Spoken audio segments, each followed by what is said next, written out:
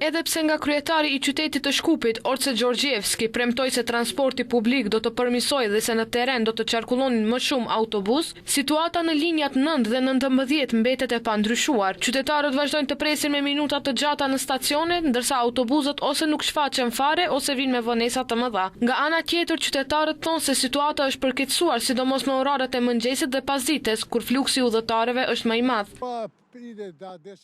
Autobuset e vinë për 10-15 minuta.